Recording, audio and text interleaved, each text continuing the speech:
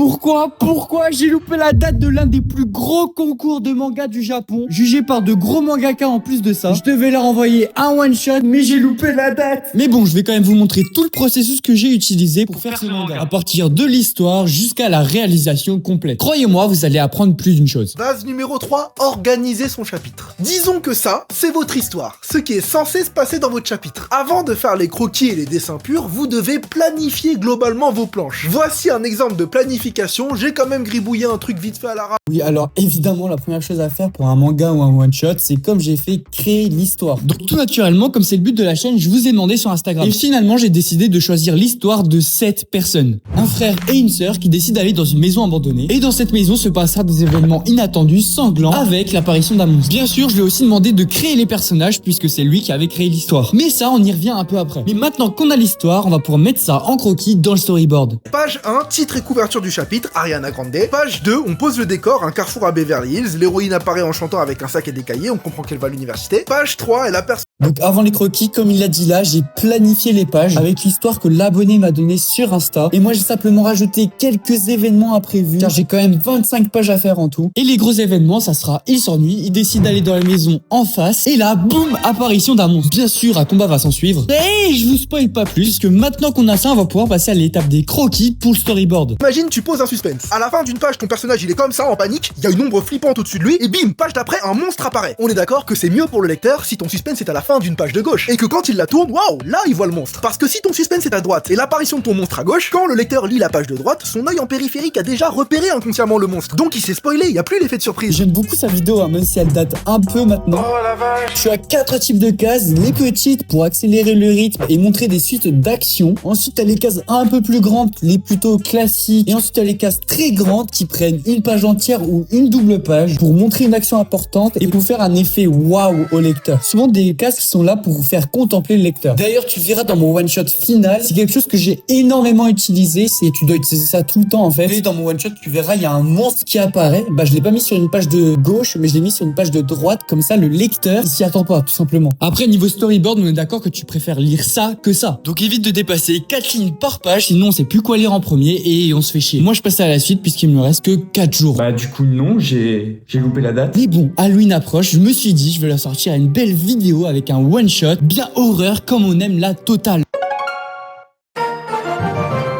Ah écoute, on a d'autres préoccupations, hein, c'est comme ça. Donc comme je vous ai dit, il m'a décrit les personnages, donc le frère, la sœur et le monstre. Pour le frère, 15 ans, il voulait un style détente pull jogo avec des magnifiques paires de Jordan. Nouvelle paire, c'est Nike. Et le monstre, il m'a dit, démerde-toi.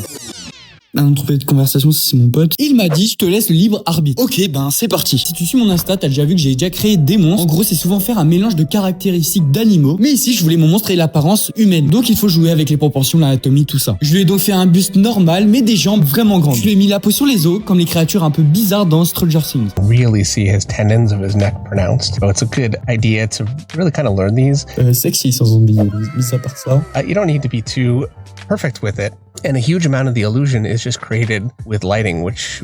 Bon, en gros, pour faire une peau un peu effet zombie, tu vois, qui se déchire et tout, il faut connaître l'anatomie parfaitement. En gros, tu dois placer les tendons, que les os ils sortent à des moments, que la peau soit vraiment sur les os, donc savoir où il y a un os, à quel endroit, rajouter quelques tendons par-ci par-là et jouer sur l'ombre et la lumière, comme s'il y avait pratiquement plus rien entre la peau et les os. Ça s'annonce un peu compliqué que prévu.